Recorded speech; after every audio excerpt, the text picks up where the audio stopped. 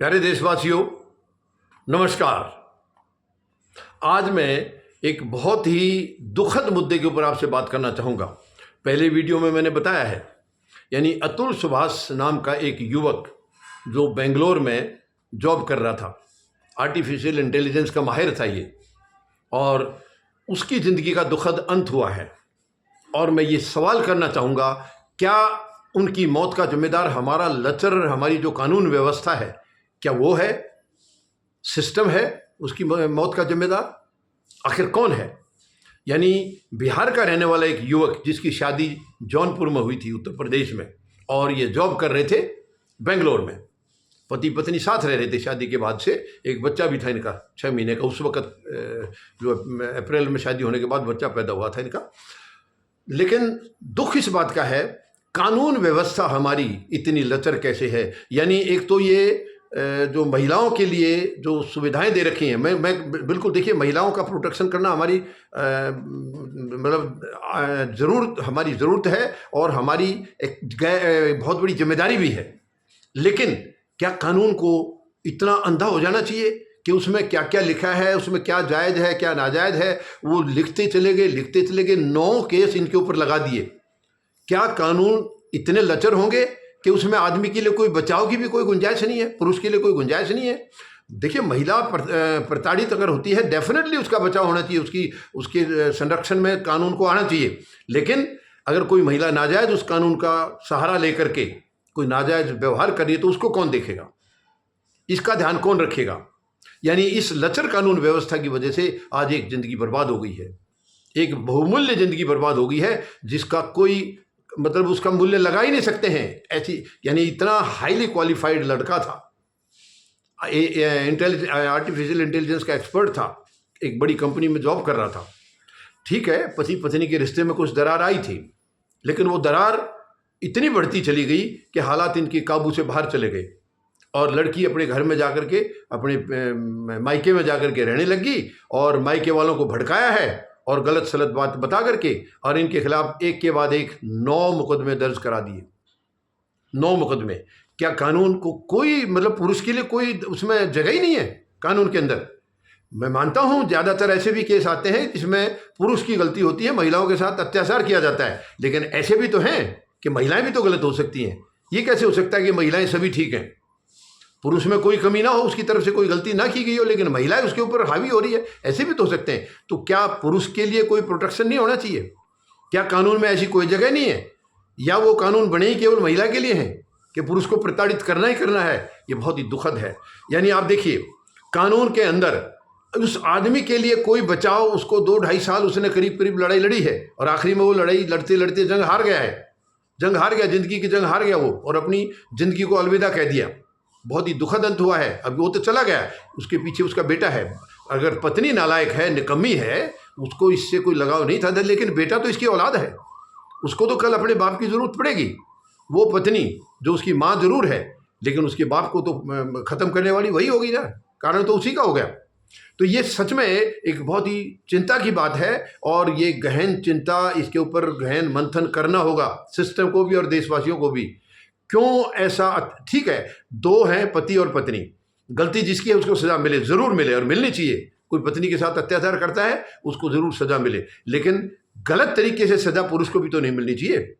यानी गलती उसकी है नहीं और उसको सज़ा मिल जाए, यानी एक तो नॉर्मल सज़ा है, ये तो ज़िंदगी से हाथ धो बैठा, इसकी तो ज़िंदगी चलेगी। माँ बाप क्या करेंगे इसके? पत्नी तो चलेगी, वो तो किसी और से शादी कर लेगी, उसका क्या बिगड़ गया? लेकिन इसकी तो ज़िंदगी, इसका तो परिवार बर्बाद हो गया है। तो हमारे कानून में इतनी तो जगह होनी चाहिए कि जायज़ क्या है और नाजायज़ क्या है।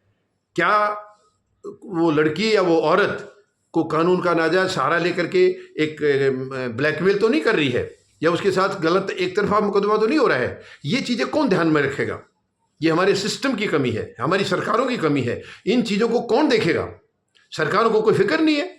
एसी कमरा मिल जाता है बैठने के लिए, अच्छी खासी तनख्वाह मिलती है, अच्छा खासा खर्च करने के लिए पैसा मिलता है, हुकूमत है। ये देखने के लिए कौन आएगा बाहर से? कोई बाहर से आएगा? हमारे किस कानून में क्या खामी है, क्या कमियां हैं, उसको कैसे सुधारना है, ये कौन देखेगा? अब आज देख लिया, आजकल संसद का सत्र देखिए चल रहा है, वेस्ट हो रहा है पूरा। तो कहने का मतलब है, इस लचर कानून व्यवस्था की वजह से एक ज़िंदगी बर्बाद हो गई है। यानी वो उसको तारीखें ऐसी ऐसी मिल रही है, वो अदालत की न्यायिक व्यवस्था में भी सवाल है बहुत बड़ा। छोटी छोटी डेट की तारीख मिल रही है, इतनी दूर से उसका आना जाना था। और ये केस, जब ये घटना अगर घटी है बेंगलोर में, घटना बेंगलोर में घटी है, जो भी इनकी टेंशन हुई है या कोई मारपीट का आरोप है या जो भी है, तो जौनपुर में केस दर्ज क्यों हुआ? जौनपुर में केस दर्ज नहीं होना चाहिए था, ये तो घटना के स्थल पर होना चाहिए था। तो इसमें भी न्यायिक व्यवस्था पर भी बहुत बड़ा सवाल है कि वहाँ दर्ज कैसे हुआ। केस तो बेंगलोर में दर्ज होना चाहिए था, क्योंकि ससुराल पक्ष को वहाँ आना पड़ता, लेकिन जज वहाँ से सांठ-गांठ करके इन्होंने केस जौनपुर में कराया। और ये भी शरीफ इंसान था, इतनी दूर से आता रहा, परेशान हुआ, बहुत दुखी हुआ। ये 15-15 दिन की डेटें लगी हैं। बेंगलोर से जौनपुर आना इतना आसान नहीं है, 2-2 दिन का रास्ता है, आना जाना खर्चा, और कौन डिपार्टमेंट इतनी जल्दी छुट्टी देगा?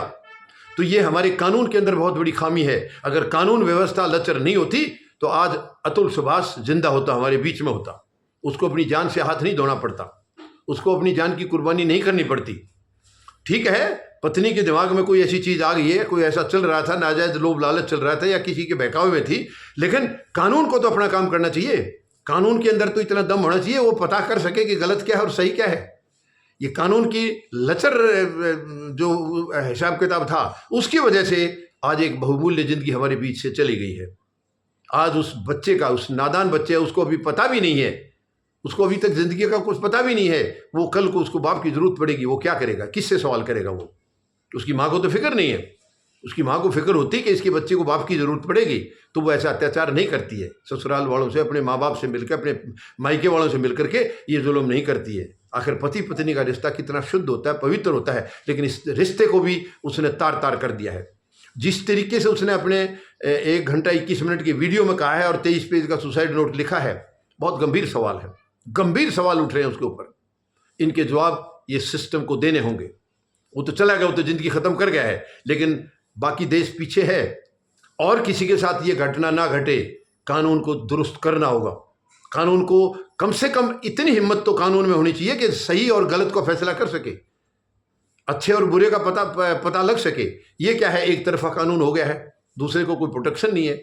नाजायज के साथ सजा होनी चाहिए, जायज के साथ तो सजा नहीं होनी चाहिए। जो सही है अपनी जगह पर, उसको सजा क्यों? अब यहाँ तो जिस तरीके से उन्होंने बताया है, सारा कसूर उसकी पत्नी का और उसके घर वालों का है, यानी पत्नी के मायके वालों का। तो इसको सजा क्यों मिली? जिंदगी से हाथ इसको क्यों धोना पड़ा? बहुत बड़ा सवाल है हमारी कानून व्यवस्था के ऊपर।